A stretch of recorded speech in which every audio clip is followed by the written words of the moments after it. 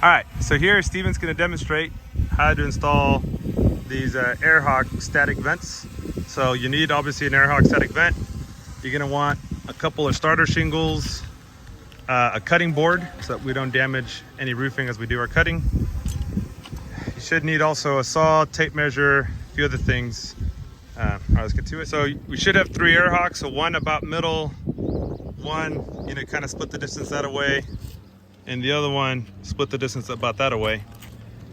You want to take a measurement from that end and come out to know where to cut. You want to cut in between 2 of the trusses. Remember that your trusses are on 24-inch centers, but the overhang is not 24 inches. So if you're measuring up from the side and you think that you're going to have trusses at every 24 inches, that is wrong. Measure the overhang, add 24 inches, and then you're on 24-inch centers, right? You're gonna come out here, and that's where you're gonna locate the cut. Okay, so the bottom of this Airhawk is about a 9-inch diameter hole. So you can cut about a 9-inch diameter square or a 9-inch diameter hole. The hole is probably a little better. You can start with just cutting out a little bit and then sawzall to the edge and then sawzall all the way around, right?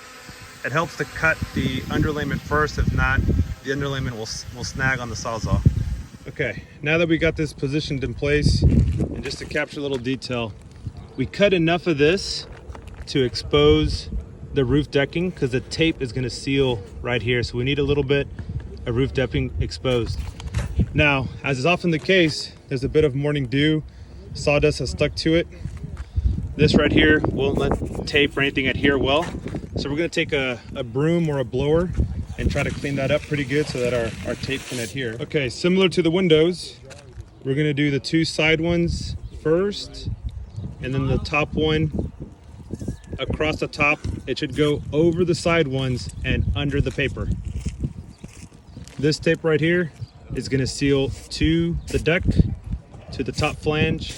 You'll notice this flange is nice and clean, where we're going to stick this to. Over here, a little dirty is fine, but over here, where we're going to apply the flashing tape, nice and clean. All right, so here we're going to show a Z-bar detail on the outside corner and the bottom trim. So what we want to do, we're going to cut out a slot that's 1.25 inches. So you can see it's 1.25 inches, right? You're going to want to go straight down, and then right in the middle of that, you're going to cut this square, cut off a little angle that way. And what that'll do, it allows us to fold this over in such a way that we're protected on the top here very well. And that's what we want. We don't want water coming down in here and rotting out our trim board. And so that's how we do the bottom one. Make sure that when you're doing this, you get the right Z-bar. There's 2 different types. This bottom flange is about 5/8 wide. There's one with the narrower part, and that's for the top, where the siding sits on the siding on the gable ends. All right, and so this we're adding, it's unnecessary, the starter shingles is just for extra. The adhesive strip will help keep the shingles down. So we're gonna do the sides first. These have already been measured and pre-cut. Yep, we want a little overlap down here. Yep. And then if you look at the top, let's pull that up real quick so we can just show. You'll notice that exactly. The paper goes over this. Yep. And we do that on both sides, right? So over here, you'll see that same detail where the starter shingle is under the paper, and there it is. And that's just to keep the shingles from lifting up under strong winds. After that, we're ready to shingle. All right, and we're actually just gonna pop a couple of nails towards the outside edge just to hold it.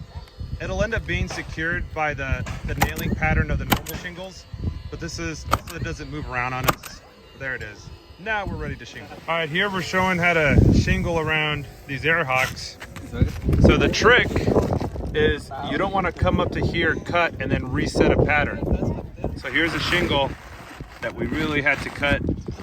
You can see it fits right in. And this little bit is a leftover from that.